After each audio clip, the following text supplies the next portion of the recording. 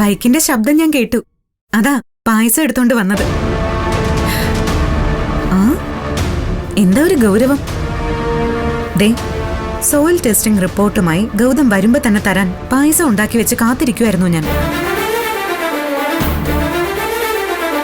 എന്റെ മുമ്പിൽ വെറുതെ അഭിനയിക്കല്ലേ. ആദ്യം ഒന്ന് വിരട്ടുക, പിന്നെ സന്തോഷിപ്പിക്കുക. അതാണല്ലോ മോന്റെ സ്ഥിരം ശൈലി. ഇത്തവണ ആ പരിപാടി എന്റെ അടുത്ത് വില പോവെന്ന് കരുതണ്ട. കാരണം ഒരു വഴിക്ക് പോയാൽ ഗൗതം വിജയിച്ചേ വരുള്ളൂ എന്ന് എനിക്കറിയാം. ഈ ബലം പെടുത്ത് അങ്ങോട്ട് വിട്ടിട്ടെ, ഈ പായസം അങ്ങോട്ട് കുടിച്ച് ആ സന്തോഷ വർത്താനം എന്നോടൊന്ന് പറഞ്ഞു.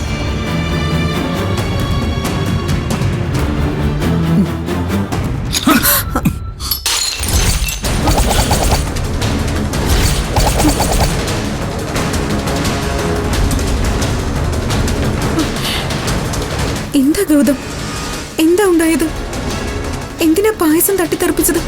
സോയിൽ ടെസ്റ്റിൽ പരാജയപ്പെട്ട് വന്ന് നിൽക്കുന്ന ഒരുത്തിന് ഇങ്ങനെ ദേഷ്യപ്പെടാനല്ലാതെ കൊഞ്ചിക്കാനായില്ല.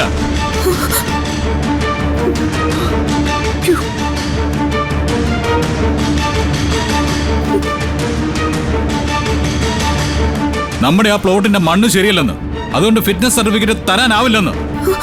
എന്റെ എല്ലാ സ്വപ്നങ്ങളും തകർന്നു. ഗൗതം, എന്താ മോനെ ഉണ്ടായത്? ആ ടെസ്റ്റ് ഫെയിലായോ? എന്താ മോനെ പറ്റിയത്? ഇത്രയും കാലം എനിക്ക് ഇങ്ങനെയൊന്നും സംഭവിച്ചിട്ടുള്ളതല്ലോ. അമ്മയുടെ മരുമോള് ശിവാനി തന്നെയാ എല്ലാത്തിനും കാരണം.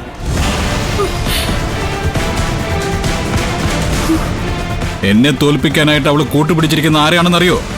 നമ്മുടെ കുടുംബശത്രു CKCയെ.